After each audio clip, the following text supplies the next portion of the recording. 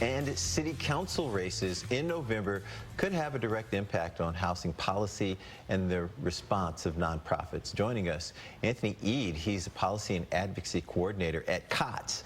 And Anthony, how you doing? First of all, thanks for coming in. Thank you. It's good to be here. First, I'd like to start off with someone who has never heard of COTS. Explain what you guys do at COTS. Yeah, COTS is a nonprofit organization in the city of Detroit that tries to get folks who are homeless to self-sufficiency. That means providing them shelter services, but more so than just providing them housing, really trying to get them back to being like functioning members of society. Yeah. Exactly.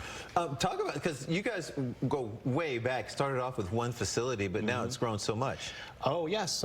There are over 290 shelter beds in the COTS system that support over 700 individuals, over 1/3 of which are children. And I think that's something that gets lost in the sauce a little bit. Homelessness, you know, we see on a federal level, it's being vilified a little bit when a lot of these folks are families with children that just simply need the support in order to get back on their feet. Now, policy changes with a lot of different things have cut back with different financing for different things. Why is it so important to make sure that people get out to vote from COTS' point of view?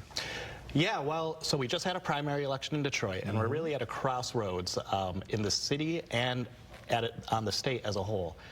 Only about 75,000 folks out of the over 100,000 voters in Detroit voted in this past primary election. That ends up being about 15%. So you have about 15% of the population essentially determining the city's future. And that's simply not enough. You have to think about it from a politician's point of view. If only 15% of the folks are voting, who are those politicians going to listen to? Are they going to listen to the whole city, or are they going to listen to the folks that are actually going to the polls? Now, it's safe and easy to vote in Michigan. Those numbers should be significantly higher.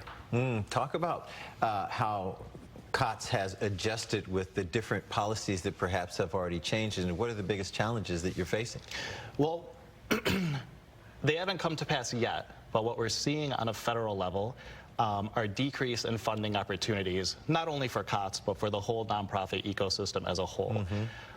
Depending on what happens in the next year or two, this has the potential to cause drastic cuts in the services that organizations like COTS and others around the city of Detroit are able to provide. And what would homeless people in need do without these kinds of services? How would it affect all of us? I mean, that's the million-dollar question. Earlier in the year, as you know, we had a situation where 2 children died at a Detroit casino. They'd done everything right. They had called for help, but they fell through the cracks. And my fear is that more folks are going to fall through the cracks if some of these funding changes come to pass. If people want to get involved with COTS, where can they find you? They can find us downtown. Our location is on Peterborough Street. They can also visit our website, www.cotsdetroit.org. One last thing, with the last 15 seconds, what would you say to people in Detroit that are watching right now to get them out to vote? What would you say directly to them? We're at a changing time in our city and our state. What happens in the next couple months is going to determine the city's future for the next decade. So please get out to vote, make your voice heard, and, you know, that'll help everyone. All right, get out and vote. We appreciate the time. Thank you. All right, appreciate you, Anthony. We'll be right back.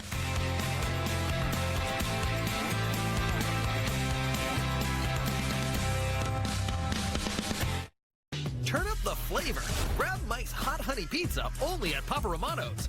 Loaded with pepperoni, feta, and a sweet and spicy drizzle of hot honey. Just $19.99. Only here till September 30th. Order now at paparomanos.com.